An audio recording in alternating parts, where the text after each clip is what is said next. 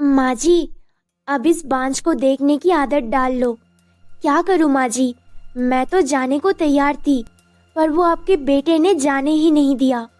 अब अपने पति की बात तो नहीं डाल सकती ना मैं। देखती हूँ कब तक मेरा बेटा नहीं जाने देगा तुझे।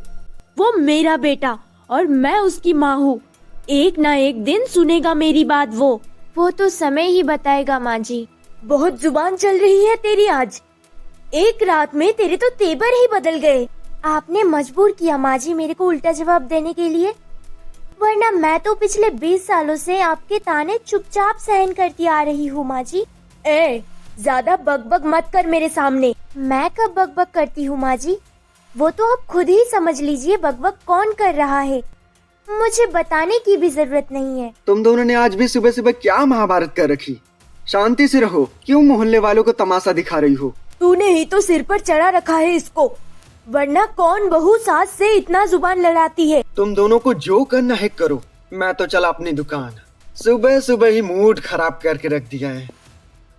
सरला जी ऐसे चुप रहने वालों में से तो थी नहीं, एक नंबर की सातिर औरत। सरला जी जिसके दिमाग में हमेशा दाव पे चलते रहते, पूरे मोहल्ले वाले सरला जी के संभाव से वाकिफ थे। फिर एक दिन,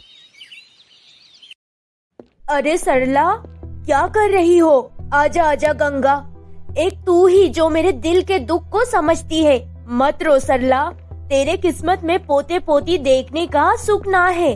ठीक कह रही है तू, मेरी तो किस्मत ही फूटी जो इस बांझ को बहू बनाकर लाई। बुरा मत मानना सरला बहन, तू भी उस समय स्वरा के रंग रूप से मोहित होकर रिश्ते की हाँ कर आई।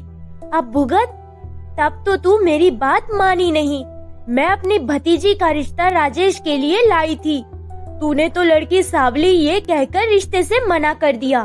आज मेरी भतीजी के 3-3 बच्चे हैं और तेरी स्वरा बहू के बच्चा तो क्या, मक्खी भी पैदा होने से रही। बच्चा होना होता तो इतने साल में हो जाता। अब क्या इंतजार कर रही है तू? रचा डाल राजेश की दूसरी शादी। मेरी निगाह में एक छोड़ी है, वो भी राय खानदान की इकलौती बेटी। तू कहे तो बात करूं?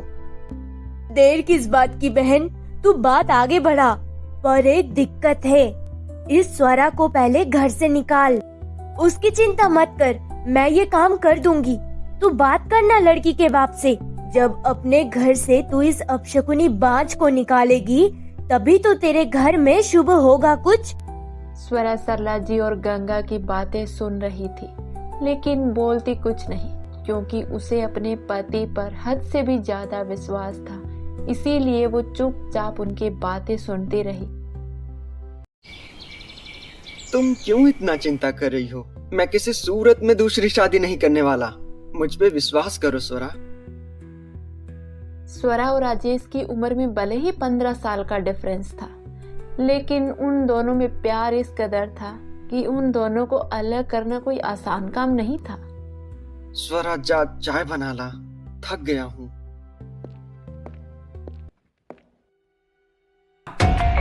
क्या हुआ स्वरा?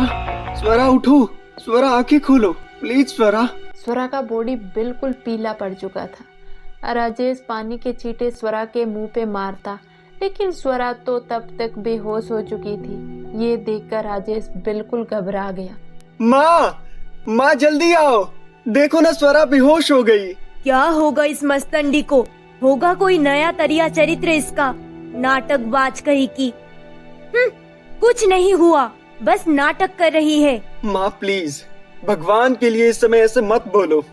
मुझे लगता है हमें स्वरा को हॉस्पिटल लेकर जाना होगा। कुछ ना हुआ इसको, पांखड़म एक नंबर की ये, अच्छे से जानती हूँ इसकी रग रग को मैं। माँ आप तो चुप ही रहिए, बस बहुत हुआ। डॉक्टर 3 घंटे हो गए पर अभी तक स्वरा को होश नहीं आया। अरे घबराने की कोई बात नहीं है, होश आ जाएगा, आप निश्चिंत रहिए।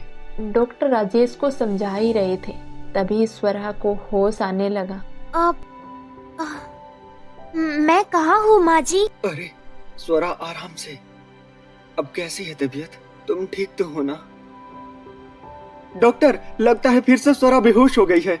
हाँ इनको वैसे तो कोई प्रॉब्लम नहीं है, पर अब से आपको इनको ज्यादा से ज्यादा बेड रेस्ट करवाना होगा। पर क्यों डॉक्टर, ऐसा क्या हुआ जो स्वरा को बेड रेस्ट की जरूरत पड़ गई? अरे डॉक्टर, साफ साफ कहो क्या हुआ? अरे ये कोई बूढ़ी थोड़ी है जो इसे बेड रेस्ट की जरूरत पड़ गई। ये तो ऐसे ही नाटक कर रही है। हुआ कुछ? माँ प्लीज, मैं बात कर रहा हूँ ना, आप चुप हो जाइए। हाँ डॉक्टर बोलिए, स्वरा को हुआ क्या है? हुआ कुछ नहीं, स्वरा अब माँ बनने वाली है। कॉन्ग्रेचुलेशंस, भगवान ने आपकी आखिर सुन ही ली। अरे वाह, ये तो बहुत बड़ी खुशी की बात है। ए भगवान, तेरा लाख लाख शुक्रिया। सुना माँ तूने, अब तेरी बहू माँ बनने वाली है। जिसको तू बांझ बोलती थी वो अब माँ बनने वाली है। इसमें कौन सी बड़ी बात है? दुनिया में सब औरत माँ बनती है, ये कोई अनोखी बनेगी? इतना भी खुश मत हो। क्या गारंटी इसको बेटा होगा? बेटी हुई तो मेरे घर का तो सत्यानाश हो जाएगा। माँ बेटा बेटी तो एक समान होते हैं हर माँ के लिए। पर आप ये क्या बोल रही हैं? लड़की पराया धन होती है। कुल का दीपक तो बेटा ही होता है, बेटी नहीं। माँ, आप एक औरत हो के औरत जाति के लिए इतनी खराब सोच रखती हो? मैंने तो आज तक ये नहीं सोचा था। पहले तो मैंने सुना ही था कि औरत ही औरत की दुश्मन होती, पर आज तो अपने कानों से सुन भी लिया और देख भी लिया।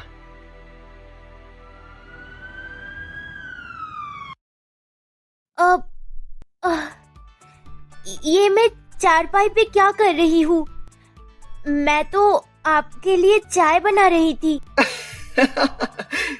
तुझे चलते चलते नींद आ गई थी, इसलिए मैंने तेरे को चारपाई पे सुला दिया। क्यों मजाक उड़ा रहे हो मेरी?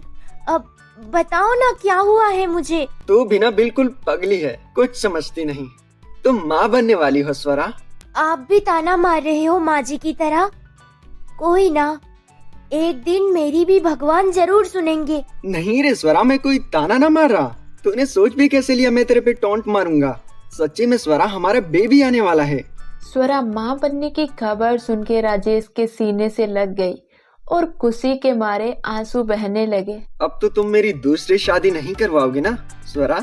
आप भी ना राजेश, ये दूसरी शादी की बात मत करो अब मेरे सामने। तुम्हें ही शौक चढ़ा हुआ अपनी सौतन लाने का। अरे ये क्या कर रहे हो राजेश? माँ जी आ जाएंगी तो काम का हंगामा कर देगी। कोई ना, आने दे। मैं किसी और को थोड़ी उठा रहा हूँ, मैं तो अपनी पत्नी को उठा रहा हूँ। राजेश प्लीज नीचे उतारो मुझे चक्कर आ रहे हैं। ना ना ना ना, आज तो मेरी अपनी प्यारी पत्नी को पूरे दिन ऐसे ही बाहों में लिए घूमने का मन है। आप ना पापा बनने की गुड न्यूज सुन के लगता है पूरा पगला गए हो। हाँ, आज मैं बहुत खुश हूँ स्वरा। इतने सालों बाद हमारे घर में बच्चे की किलकारियाँ गूंजेगी। सच में मेरा रोम रोम खुशी से पुलकित हो रहा। अब माँ और गांव की सब औरतों का मुंह बंद हो जाएगा। अब कोई तुझे बांझ नहीं बोलेगा। तुम भी शुभ कामों में शामिल हो सकोगी। आज तुम्हारे लिए बहुत ज्यादा खुश हूँ स्वरा। तुमने बहुत कुछ सहा है मेरे लिए। अब तुम्हारे दुख भरे दिन बीत गए। अब तुमको माँ और मुझे पापा कहने वाला या वाली कुछ महीने में इस दुनिया में आने वाला है। मैं बहुत खुश नसीब हूँ जो मुझे आप जैसा समझदार और मुझे समझने और साथ देने वाला पति मिला। I am very proud of you Rajesh. मैं तो आपको हमेशा के लिए छोड़कर जाने वाली थी। उस रात आप शादी की कस्में वादे याद ना दिलाते तो कब का आपसे दूर हो चुकी होती। खबरदार, ऐसा फिर से सोचा भी। मुझसे बुरा कोई नहीं होगा। क्या कमी रखी मैंने तुम्हारे लिए? कहाँ कमी रही मेरे प्यार और साथ देने में? बोलो।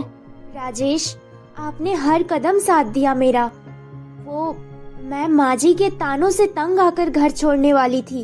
आप ठंडे दिमाग से सोचो, माँ के भी कुछ सपने और कुछ अरमान होंगे ना। मैं तो माँ की खुशियों के लिए ये सब करने वाली थी। स्वरा एकदम चुप, इतनी महान मत बनो। तुमको केवल माँ की खुशी दिखी, मेरी खुशी का क्या? तुमने एक बार भी नहीं सोचा तुम अगर ये कदम उठा लेती तो मेरा क्या होता? खुद को उसी पल खत्म कर लेता मैं। एकदम चुप। मैं तो आपको बता रही हूँ, मैं गई तो नहीं ना आपको छोड़ के। आप भी सोचो कहाँ जाती मैं। माँ तो बचपन में ही चल बसी। सौतेली माँ के आने के बाद पापा की एक भी नहीं चलती थी, और अब तो पापा के जाने के बाद मेरा वहाँ है ही कौन जो मैं वहाँ जाऊँ। रो मत स्वरा, गलती हो गई मुझसे जो तुम पे गुस्सा हो गया। अब हंस दो ना प्लीज। तुम्हारा ये उदास चेहरा मेरे को बिल्कुल भी अच्छा नहीं लगता। अगर आप मुझे उदास नहीं देख सकते हो तो फिर क्यों मुझ पर गुस्सा करते हो? बोला ना, सॉरी बाबा, अब आगे से कभी ऐसा नहीं होगा। चलो दूर हटो, मैं माँ जी से खाने में आज क्या बनाना है पूछ कर आऊँ। हाँ भाई, अब तो दूर हटाओगे हमको। तो आपको ये पार्ट कैसा लगा हमें कमेंट सेक्शन में जरूर बताना। और हाँ, अब इससे आगे क्या होने वाला है ये जानने के लिए प्रेम कहानियां टीवी को सब्सक्राइब करके बेल आइकॉन वाला बटन जरूर प्रेस कर लेना, ताकि अगला पार्ट आते ही सबसे पहले नोटिफिकेशन आपके पास जाए। तो मिलते हैं अगले एपिसोड के साथ, तब तक के लिए मेरे प्यारे दोस्तों आप सभी को नमस्ते।